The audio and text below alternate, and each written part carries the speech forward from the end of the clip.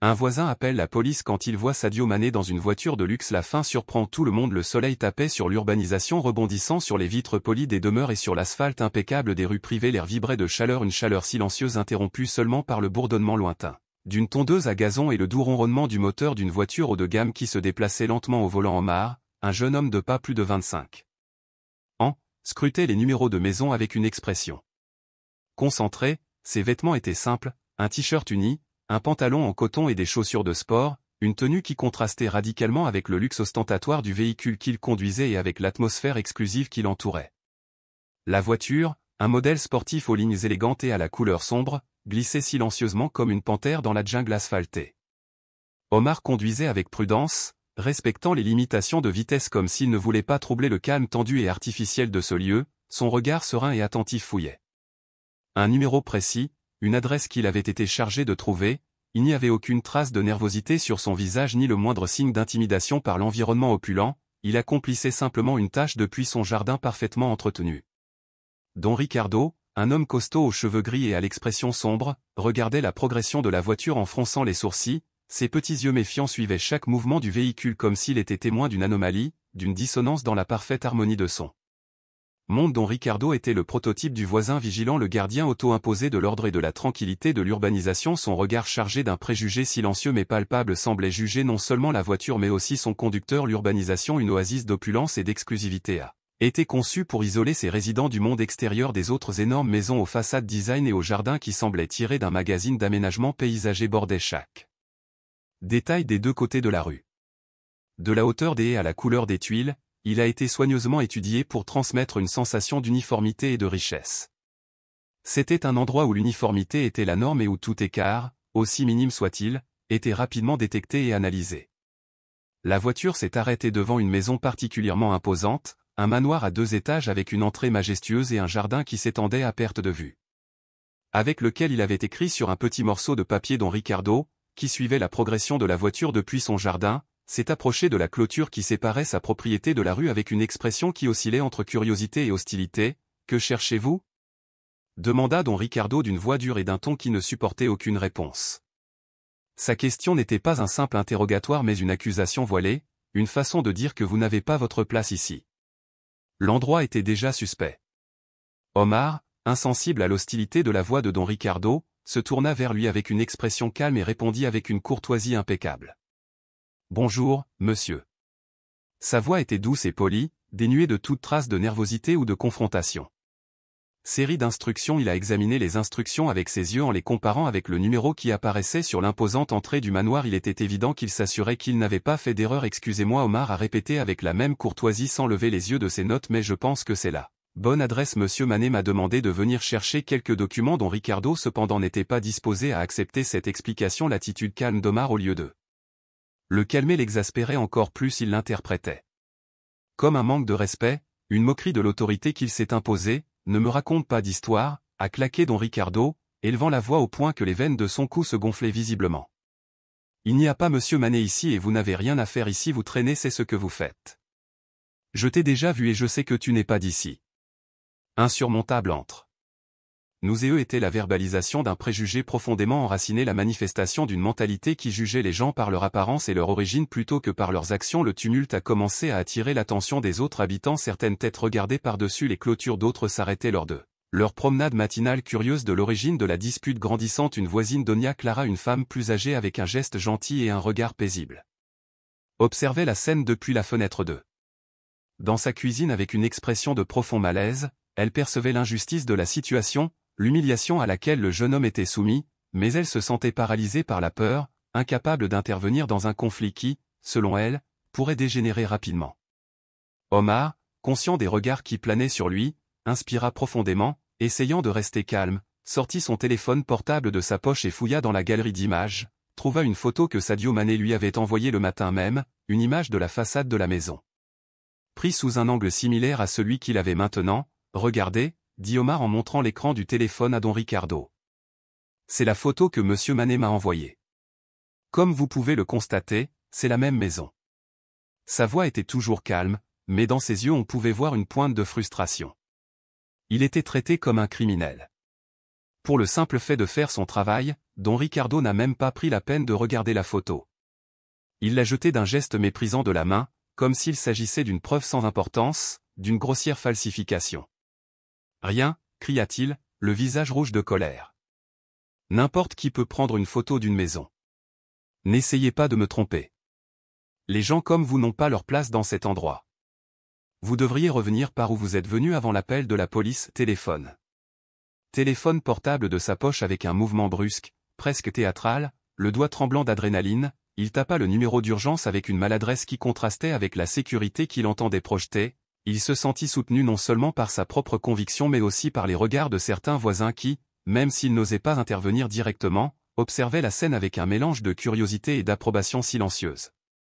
Citoyen modèle soucieux de la sécurité de sa communauté aimerait signaler un individu suspect. Oui, ici dans l'urbanisation il est dans un véhicule haut de gamme sûrement volé. Pendant qu'il parlait il regardait attentivement Omar comme s'il voulait que chaque mot chargé d'accusation et de préjugés le traverse comme un fait, qu'il décrivait aimer avec des termes volontairement vagues mais désobligeant un jeune homme d'apparence. Eh bien vous savez qu'il n'est pas d'ici. La phrase « il n'est pas d'ici » résonnait à nouveau chargée d'un sens qui était plus. Au-delà de la simple localisation géographique, c'était une façon de dire qu'il n'a pas sa place, que c'est un intrus, que c'est une menace. La description de la voiture était également inexacte. Don Ricardo a intentionnellement omis des détails importants tels que la marque ou le modèle, en se concentrant uniquement sur sa valeur économique. Il l'a décrit comme une voiture de luxe, une de celles qui coûtent une fortune. C'est sûr qu'il a été volé. Il construisait un récit dans lequel Omar, en raison de son apparence, ne pouvait pas être le propriétaire légitime d'un véhicule présentant ces caractéristiques. L'appel téléphonique a été passé. Est devenu un spectacle public, les murmures des voisins se sont intensifiés, formant un murmure constant en arrière-plan. Certains des plus proches de Don Ricardo ont hoché la tête, validant ses paroles et ses actions. D'autres, comme Doña Clara, la voisine qui avait observé la scène depuis sa cuisine, étaient visiblement mal à l'aise. Doña Clara, incapable de supporter l'injustice qui était en train de se commettre, se retira lentement dans sa maison, fermant la porte derrière elle avec un geste de résignation et de tristesse. Omar, malgré l'humiliation qu'il ressentait, il tenait bon, il percevait l'hostilité de l'environnement, les regards accusateurs, les murmures derrière lui, il se sentait jugé non pas par ses actes mais par son apparence, par les vêtements qu'il portait, par la couleur de sa peau, mais malgré tout il a décidé de ne pas céder à la prison. « Sors d'ici », lui a crié Don Ricardo une fois l'appel terminé, se sentant enhardi par l'arrivée imminente de la police. « Tu n'as rien à faire ici avant l'arrivée des autorités », par Omar sans s'énerver. Il répondit avec un calme qui contrastait avec l'hystérie de Don Ricardo. « Je ne partirai pas, dit-il d'une voix ferme et sereine. Je n'ai rien fait de mal. J'attendrai la police et je leur expliquerai la situation. J'ai le droit d'être ici et je ne permettrai pas que vous m'intimidiez. » Sa réponse inattendue due à sa fermeté surprit Don Ricardo. Pour tolérer la tension de l'environnement, le silence pourrait être coupé au couteau. Elle n'était interrompue que par la respiration agitée de Don Ricardo et le murmure lointain des voisins attendant l'issue de la situation. Le bourdonnement initialement lointain des sirènes s'est transformé en un rugissement qui a brisé le calme tendu de l'urbanisation. 2 véhicules de police équipés de gyrophares se sont arrêtés juste derrière la voiture d'Omar. L'effet fut immédiat. Les murmures s'arrêtèrent et un silence d'attente. Don Ricardo a repris l'atmosphère. Avec un visage rougi et un sourire triomphant, il s'est avancé en pointant un doigt accusateur vers Omar. « Le voilà », s'exclama-t-il d'une voix qui se voulait autoritaire mais légèrement tremblante. Ils ont simplement approché Omar avec une attitude neutre en évaluant la situation. « Bonjour », dit l'officier d'une voix ferme, mais poliment, « nous avons reçu un rapport concernant un véhicule suspect. Pourriez-vous nous montrer votre pièce d'identité et les documents de la voiture, s'il vous plaît ?»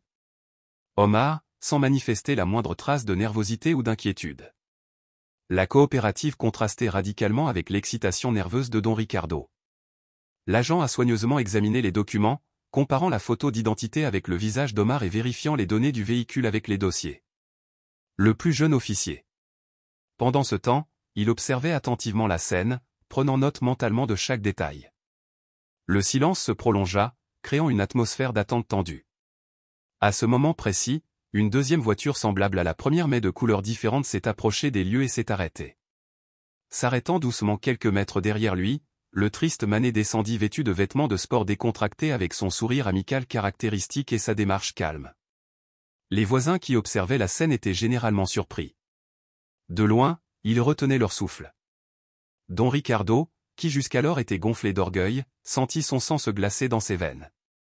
La supériorité disparut en un instant. Manet, inconscient du tumulte qu'il avait provoqué, s'approcha d'Omar d'un pas calme et le salua d'une tape affectueuse sur l'épaule. « Omar, tout allait bien ?» demanda-t-il avec sa voix douce et son accent caractéristique. « Avez-vous trouvé la maison sans problème ?» Omar, soulagé par l'arrivée de Manet, sourit pour la première fois de tout l'après-midi. De l'eau mais. Elle n'émettait aucun son cohérent. L'expression de son visage était un mélange d'incrédulité, de honte et de peur. Le pouvoir qui émanait auparavant de ses préjugés et de sa position sociale avait été complètement renversé. Manet, dirigeant son regard vers les agents, leur expliqua la situation avec sa courtoisie et sa simplicité habituelle. « Bonjour, officier, dit Omar. Il travaille pour moi. Il est mon assistant personnel et la voiture. En fait, c'est ma propriété. Je lui ai demandé de venir chercher des documents chez moi. » Son explication était claire et concise.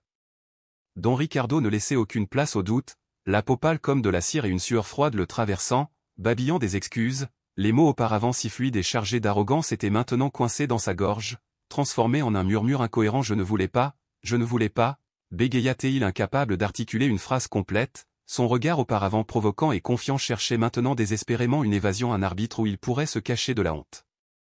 Qui le consumait? Le moindre signe de ressentiment. Visage serein et aimable, il ne reflétait pas la moindre ombre de colère ou de ressentiment. Il s'est limité à observer Don Ricardo avec un mélange de compassion et de tristesse. Il a compris que l'homme aveuglé par ses préjugés avait commis une grave erreur, mais il n'a pas vu la nécessité de mettre plus d'huile sur le feu. « Ne vous inquiétez pas, » dit Manet avec sa voix douce caractéristique de s'adresser aux officiers. « Je ne vais pas porter plainte. Je comprends que l'homme avait tort. » Il s'est arrêté pour chercher le mot correct en évitant délibérément les termes comme raciste ou classiste. Cela n'aurait fait qu'augmenter l'humiliation de Don Ricardo. « Mais si je veux qu'on me fasse voir la gravité de ses actes, » a-t-il poursuivi, « on ne peut pas passer sa vie à juger les gens sur leur apparence ou sur la voiture qu'ils conduisent. C'est inacceptable. » Les policiers qui observaient la scène avec un mélange d'étonnement et de professionnalisme hochèrent la tête. L'officier, d'un ton ferme mais mesuré, s'adressa à Don Ricardo. « Monsieur, vous avez commis une infraction très grave, » lui dit-elle. Le regarder droit dans les yeux, faire une fausse déclaration à la police est un crime et le faire sur la base de préjugés est encore pire. Vous avez mobilisé inutilement des ressources publiques et soumis un citoyen innocent à une situation humiliante. Nous pourrions vous arrêter maintenant et vous feriez face à de graves conséquences juridiques. » Le jeune officier, gardant son expression neutre, a en outre ajouté que votre comportement discriminatoire est inacceptable. La loi est la même pour tout le monde indépendamment de leur race, origine ou statut social. Vous devriez réfléchir à vos attitudes et aux dommages qu'elles peuvent causer la prochaine fois que vous serez tenté de juger quelqu'un sur son apparence. Rappelez-vous cet incident et rappelez-vous les conséquences qu'il pourrait avoir. L'atmosphère auparavant chargée de tension et d'hostilité s'est complètement transformée. Les voisins qui d'abord avaient observé la scène avec curiosité, parfois avec une approbation silencieuse, se dispersèrent maintenant honteux, murmurèrent entre certains des plus proches de Don Ricardo. Ils lui reprochèrent son attitude. D'autres, comme Doña Clara, qui avait assisté à la scène depuis sa fenêtre, éprouvèrent un immense soulagement lorsqu'ils virent que la justice avait prévalu. Même s'il était tard, Manet, après avoir échangé quelques mots avec Omar, s'assurant qu'il allait bien, a dit au revoir au policier avec un geste de gratitude, est monté dans sa voiture et est reparti, laissant derrière lui un silence plein de sens.